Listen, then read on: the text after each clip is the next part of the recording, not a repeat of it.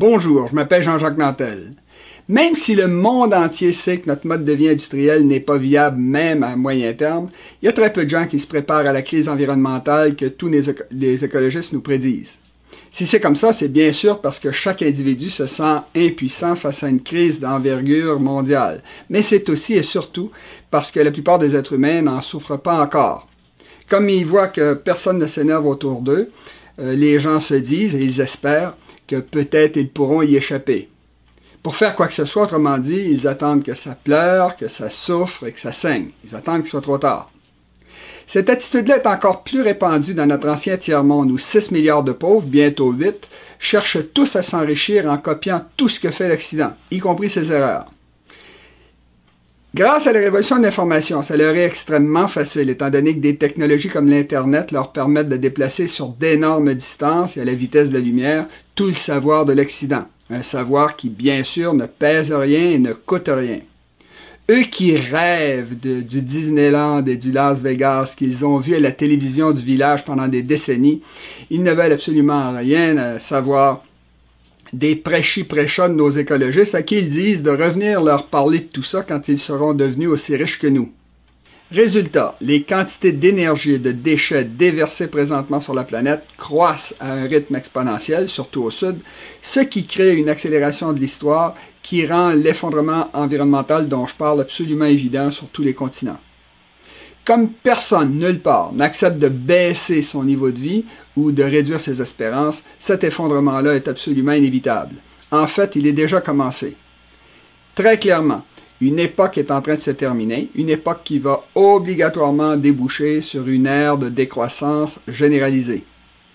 Il se pourrait que la Terre puisse supporter un nouveau doublement ou même un quadruplement de notre production industrielle globale, mais ça c'est extrêmement improbable compte tenu des déficits budgétaires continuels de presque tous les gouvernements du monde et du niveau record d'endettement aussi bien public que privé partout sur la planète. La question qu'il faut se poser ici, c'est à qui est-ce que l'humanité va rembourser toutes ces dettes-là? Ce ne sera certainement pas des êtres humains, étant donné que c'est l'ensemble de l'humanité qui présentement s'endette à un rythme fou. Dans les faits, la majeure partie de ces dettes-là ne seront probablement jamais remboursées, étant donné que dans l'avenir, très peu d'êtres humains, en fait personne, ne sera capable de produire suffisamment de profit pour les payer. Voyons pourquoi. Voici. Il y a 4 milliards d'années, la Terre était un enfer de feu et de lave en fusion absolument inhabitable. Et c'est la vie qui, en évoluant et en se diversifiant, finit par créer le monde habitable que nous connaissons. En d'autres termes, c'est cet enchevêtrement de millions d'espèces de bactéries, de plantes et d'animaux qui a amassé l'immense capital environnemental que l'humanité consomme depuis qu'elle est apparue. Dans cette affaire-là, nous n'avons jamais cessé d'être des prédateurs avec des poumons et des estomacs qui étaient faits pour consommer l'air et la nourriture produits par d'autres espèces vivantes. Autrement dit, nous n'avons jamais produit et nous ne produisons toujours pas ce que nous consommons, nous le volons. Fondamentalement, il n'y a rien de mal à être des prédateurs, étant donné que dans la nature, les prédateurs jouent souvent un rôle utile, voire essentiel, notamment quand ils empêchent leur proie de devenir tellement nombreuse qu'elle finirait par détruire leur milieu naturel. Malheureusement, dans le cas de l'humanité, ça fait longtemps qu'il ne s'agit plus de prédation, mais de parasitisme pur, puisque depuis 10 ou 12 000 ans, c'est-à-dire depuis l'invention de l'agriculture, l'humanité n'a pas cessé de détruire une foule d'écosystèmes naturels avec la croissance sans fin de ses populations, de sa production et de sa consommation. Et c'est encore pire depuis la révolution industrielle, étant donné que, comme nous l'avons dit dans la 9e vidéo de cette série, la plupart de nos entreprises industrielles ne sont pas vraiment rentables et ne l'ont jamais été, étant donné qu'elles ont toujours fait payer par d'autres une grande partie de leurs coûts, c'est-à-dire par leurs employés, leurs concitoyens, par leur gouvernement, par le tiers-monde, ou encore, et surtout, par les environnements naturels qui sont obligés d'absorber, presque sans aide, 1 milliard de tonnes de déchets solides chaque année. Et on n'a pas parlé de nos déchets liquides et gazeux. L'incapacité de notre monde industriel à produire de véritables profits est vraiment un problème fondamental, étant donné que, comme je l'ai souvent expliqué, dans notre univers qui s'éteint, les êtres vivants ne peuvent pas survivre et durer s'ils ne produisent pas plus qu'ils consomment, s'ils ne font pas de profit, parce qu'il y a toujours de la perte, c'est une loi de notre univers. Dans une économie, il faut toujours qu'il y ait une partie rentable et profitable, de façon à ce qu'on puisse financer les routes, les écoles, les hôpitaux, les pensions et en fait tout ce dont une population a besoin pour vivre et se reproduire. Or, dans le cas de notre monde industriel, ce sont clairement les environnements naturels qui représentent la partie vraiment rentable et profitable de nos économies, puisque ce sont eux qui, en plus d'absorber toute notre pollution, ont produit la majeure partie des gisements de matières premières que nous utilisons. De nos jours, comme nos technologies industrielles ont complété leur tour du monde, que nous avons pollué tous les continents et les mers, et qu'il n'y a plus aucun endroit où on pourrait cacher ou exporter notre pollution, nos entreprises industrielles se voient imposer un peu partout des lois et des règlements qui les obligent pour la première fois à payer une part sans cesse croissante de leurs véritables coûts environnementaux, ce qui bien sûr a souvent pour effet de réduire à presque rien leurs profits. Pour le monde industriel, une telle situation est tout à fait catastrophique, étant donné que le capital dont il se sert pour croître est fait de profits accumulés. Bien sûr, les entreprises dont on parle pourraient toujours redevenir profitables en augmentant tout simplement leur prix, mais une telle solution ne pourra être que temporaire dans un contexte où leurs coûts environnementaux vont continuer à croître de façon régulière avec l'effondrement des environnements naturels. Il n'y a absolument rien à faire. Nous allons vraiment être obligés de passer par une ère de décroissance. Logiquement, cette décroissance devrait se faire par paliers, et ça pour deux raisons. D'abord, parce que nos environnements naturels vont prendre un certain temps avant de s'effondrer complètement, et deuxièmement, parce que nous possédons encore toute une série de trucs qui vont nous permettre de retarder cette décroissance. On l'a bien vu lors de la crise des subprimes de 2008, quand nos gouvernements et nos banques centrales ont évité l'effondrement de l'économie mondiale en augmentant énormément nos dettes nationales de façon à pouvoir renflouer toute une foule de banques et de multinationales en faillite.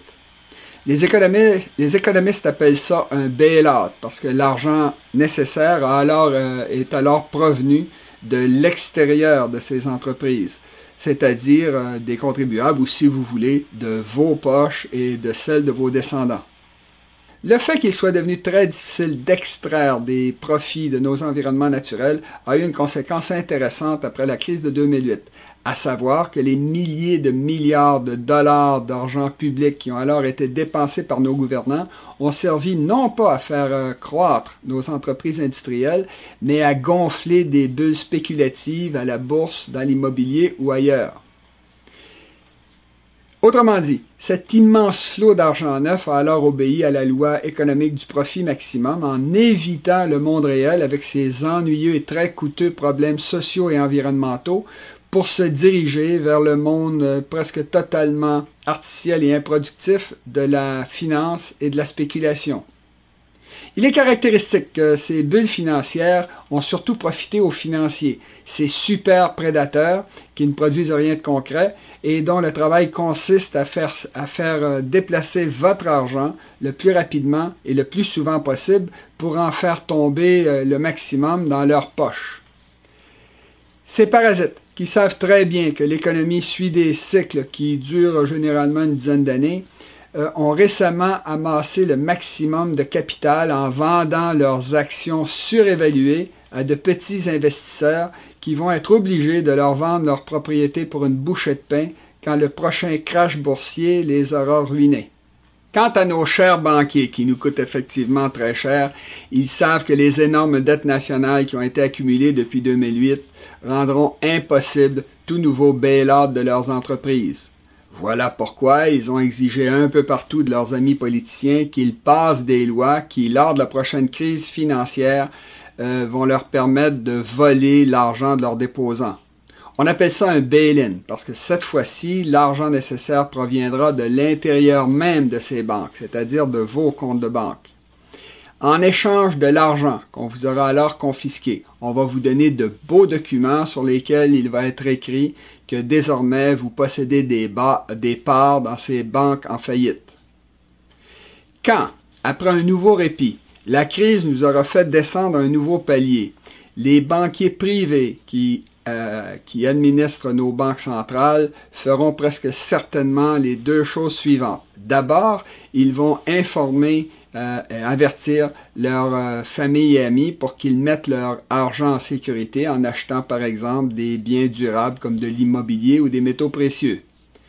Ensuite, ils vont créer à partir de rien du tout de nouveaux milliers de milliards de dollars qu'ils vont injecter dans l'économie pour réduire à presque rien la valeur des dettes gouvernementales. Autrement dit, ils vont créer de l'inflation et si nécessaire de l'hyperinflation qui vont fortement réduire le pouvoir d'achat de vos salaires, de vos pensions, de vos rentes et en fait de tout ce que vous posséderez encore à ce moment-là. Encore une fois, ce sera vous qui allez casquer. Si ces petits trucs financiers auront permis aux plus riches d'éviter la pauvreté à vos dépens, ça ne changera absolument rien au fait qu'avec l'augmentation de nos coûts environnementaux, l'humanité dans son ensemble ne pourra plus trouver le capital nécessaire pour relancer l'économie mondiale. Qu'on le veuille ou non, l'empoisonnement de l'air, de l'eau et de la nourriture que nous consommons nous obligera tôt ou tard à réduire la pollution que nous produisons jusqu'à un niveau où elle pourra être absorbée par les quelques environnements naturels que nous aurons laissés survivre. Beaucoup de nos contemporains espèrent que la science pourra alors nous tirer d'affaire. Eh bien, c'est improbable pour plusieurs raisons. Bon, oui, c'est vrai, nous possédons des technologies prometteuses dans des domaines aussi diversifiés que les énergies renouvelables, les voitures électriques ou les télécommunications. Les photocopieuses à 3 dimensions qui permettent de fabriquer chez soi une foule de produits à partir de métal ou de plastique recyclé devraient quant à elles nous permettre de réduire de beaucoup nos frais de transport et même notre besoin d'avoir des usines polluantes. Il y a également beaucoup de progrès qui ont été faits dans des domaines comme les nanotechnologies, la génétique ou encore avec des matériaux hyper légers comme le graphène. Ceci étant dit, il est quand même illusoire de penser que la science va réussir à trouver à temps des solutions faciles à tous nos problèmes. Ça ne marche pas comme ça. Il n'y a rien de magique dans la science. Pour commencer, les laboratoires, les scientifiques et leurs recherches coûtent extrêmement cher. Et c'est encore pire quand on ajoute à ça ce que coûte ordinairement de remplacer d'anciennes technologies par de nouvelles. Pensez par exemple à ce que coûterait l'installation de panneaux solaires à l'échelle de la planète. Or, nous venons justement de montrer que très bientôt notre monde industriel va être à court d'argent et de capital à investir. À une époque où nous aurons besoin de solutions rapides, la science va aussi continuer à être lente à produire des résultats, entre autres parce que très souvent, les théories sur lesquelles s'appuient les chercheurs pour faire leur travail ont besoin d'être revues en profondeur, ce qui demande du temps. Il arrive aussi que les scientifiques découvrent par hasard des choses qui n'ont absolument rien à voir avec ce qu'on leur a demandé de trouver. Il y a aussi le fait que la science est particulièrement efficace quand il s'agit d'étudier des phénomènes simples où il y a seulement une ou deux variables qui varient en même temps. Elle est relativement inefficace quand il s'agit d'étudier des phénomènes complexes comme par exemple la météo ou l'évolution d'écosystèmes qui ont été pollués par des milliers de substances toxiques différentes. À ça s'ajoute le fait que la science est divisée en une foule de disciplines indépendantes, ce qui amène souvent nos experts à faire des prédictions complètement aberrantes qui ne tiennent aucun compte des découvertes faites dans d'autres disciplines. L'histoire des sciences montre d'ailleurs qu'il faut souvent attendre longtemps, parfois des siècles, avant que n'apparaisse un esprit révolutionnaire qui sache faire un tout cohérent avec le savoir tiré de plusieurs sciences différentes. La méfiance pour la science et ceux qui la financent a aussi souvent pour effet d'en retarder les progrès. On en a eu un bel exemple au cours des dernières décennies avec les recherches sur le sida, étant donné que dès que les compagnies pharmaceutiques ont eu découvert les premiers remèdes efficaces contre cette maladie-là, elles se sont vues menacées de boycott par des activistes qui leur reprochaient de vouloir vendre le plus cher possible le produit de leur travail. Comme elles voyaient qu'elles risquaient de perdre beaucoup d'argent dans cette affaire-là, les compagnies pharmaceutiques ont simplement réorienté en douce leurs recherches pour essayer de trouver des remèdes efficaces contre la calvitie ou l'obésité. Enfin, il faut tenir compte du fait qu'il faut toujours beaucoup de temps pour développer une civilisation qui soit vraiment créative. De nos jours, les percées technologiques révolutionnaires ont encore tendance à venir de l'Occident, c'est-à-dire de régions comme la Silicon Valley de Californie. À peu près rien ne sort de l'Amérique latine, de l'Afrique noire ou du monde musulman. Le Japon, qui est industrialisé depuis beaucoup plus qu'un siècle, a certainement réussi à améliorer beaucoup de nos technologies, mais on aurait du mal à nommer une ou deux percées révolutionnaires que sa culture aurait produites. Quelque chose comme le laser, la voiture électrique ou l'Internet, par exemple. Quant au reste de l'Asie, il suit l'exemple japonais et se contente pour l'instant de copier ce qui se fait en Occident. Tout cela n'augure rien de bon pour l'avenir, étant donné que l'Occident lui-même est entré en décadence et qu'il n'a plus ni la quantité ni la qualité de jeunes dont le monde aurait besoin pour faire les percées scientifiques les plus indispensables. C'est un héritage du fameux Sex and Drugs and Rock and Roll des années 60. Puisque, dans l'avenir, tout l'argent et les ressources disponibles vont devoir être utilisés pour s'occuper des problèmes les plus urgents, par exemple les soins à donner aux aînés ou la réparation de nos infrastructures en décrépitude, on imagine mal comment l'humanité pourrait éviter la crise de décroissance généralisée dont je parle. Nous vivons probablement les toutes dernières années d'insouciance. Nous en sommes rendus à l'étape où, sur le Titanic, les premiers à comprendre que le navire allait couler se souviennent qu'il n'y a pas assez de canaux de sauvetage pour tout le monde. Mais ça, ce sera le sujet de futures vidéos. Je vous remercie à l'avance de diffuser cette vidéo autour de vous. À la prochaine!